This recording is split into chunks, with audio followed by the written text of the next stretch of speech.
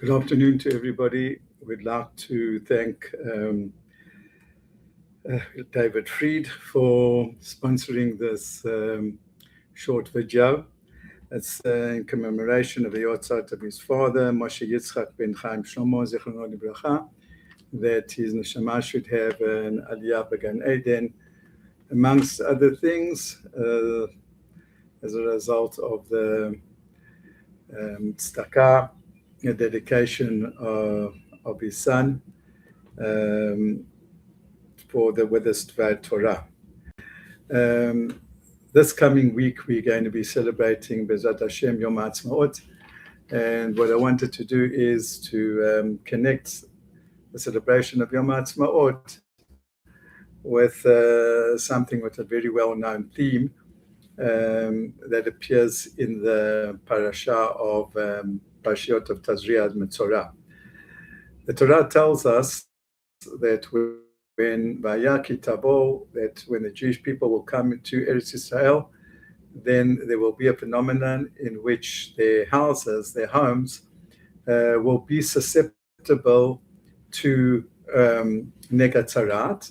In other words, that they're a type of like a plague, a type of, we usually use the word leprosy, although it's not accurate. But the Torah tells us that, as I say, when we come into Eretz Israel, so the laws of leprosy will apply not only to a person's body, to his clothes, but also to his house. And that's what the Torah says. All the Mefarshim are baffled by the fact that the Torah uses the word v'haya. Whenever the Torah uses the word v'haya, it always is an expression of happiness. So what type of happiness can it be that when we come into Eretz Israel, that if we speak in Lashon Hara, if there are other types of sins, of arrogance, the Gemara Masechet Erechin lists the various sins, that not only could a person be afflicted, which is a tzara in and of itself, but also that his home. Why does the Torah use the word v'haya? So one of the like sort of straightforward explanations is that the Torah tells us that sometimes when there's tzaraat, then certain bricks and certain parts of the home, wherever the tzaraat is, it has to be bashed down and removed. And the Midrash tells us that in those places where the houses are bashed down or the walls are bashed down, many times that's where the nations of the world, the Canaanites, they used to hide their treasures. And so through the point of Tzaraat, through this illness of Tzaraat, actually things would lead to consequences which are good. Sometimes it's Tzaraat in the home. That causes, under certain conditions, that part of the home has to be demolished. And lo and behold, when that one demolishes the home, that one finds like the treasures which the nations of the world hid because they didn't want the concrete forces of Am Yisrael to find those treasures.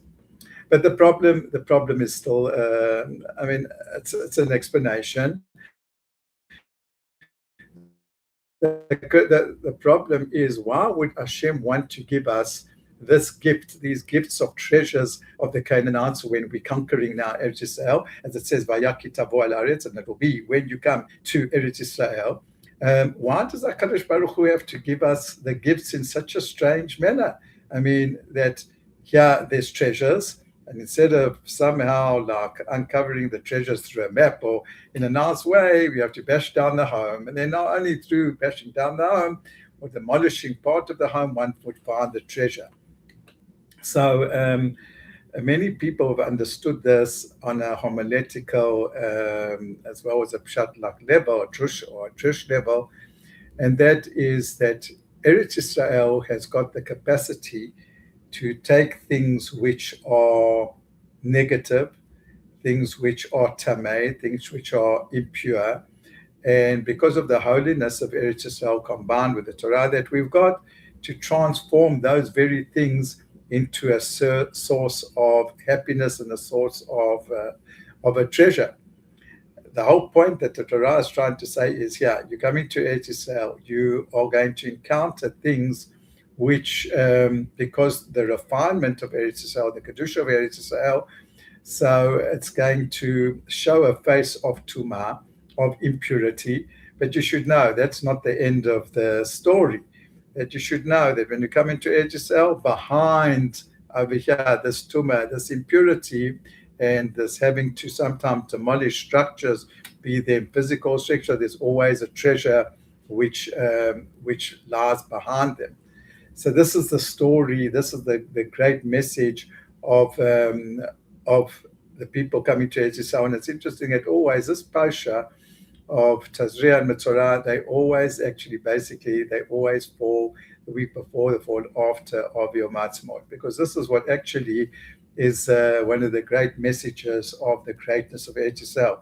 It's similar to what everybody knows, that why is Eretz Yisrael called by the Torah already when Hashem appeared to Moshe at the snare, at the burning bush. So he said that he's going to bring the Am Yisrael to Eretz Zavat Chalab Udvash, a land flowing with milk and honey.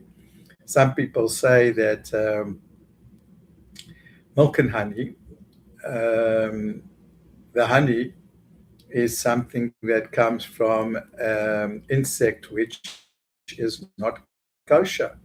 And usually anything which is not kosher, milk from a camel, for example, is also tamei. You can't have it. But the bee is unique in that, without going into the whole anatomy of a bee, which the Gemara speaks about, but the honey that emerges from its body, that is mamish the ultimate, so to speak, sweetness.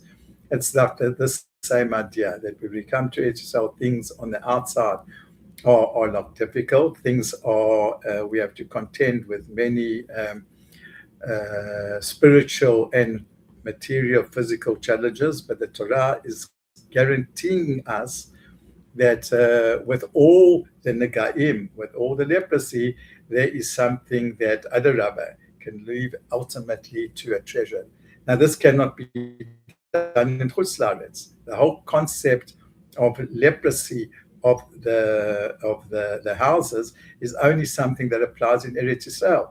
So that's what it's trying to tell. Eretz Yisrael, because of the Kedusha of Eretz Yisrael, everything that we do here, everything that we encounter and we are involved in, even those things that seem so full of leprosy and contamination, those things are the very challenges that the Jewish people are able to uplift and to bring Kedusha to the world. So Chag Yom Haatzmaut Sameach, that HaKadosh Baruch Hu should give us a great Yom Haatzmaut, that we should be zocher to see all the miracles beyond the Negaim Chalila that are in Eretz Yisrael, to see the great chesed that HaKadosh Baruch Hu has done for us, bringing us back to our land after 2,000 years.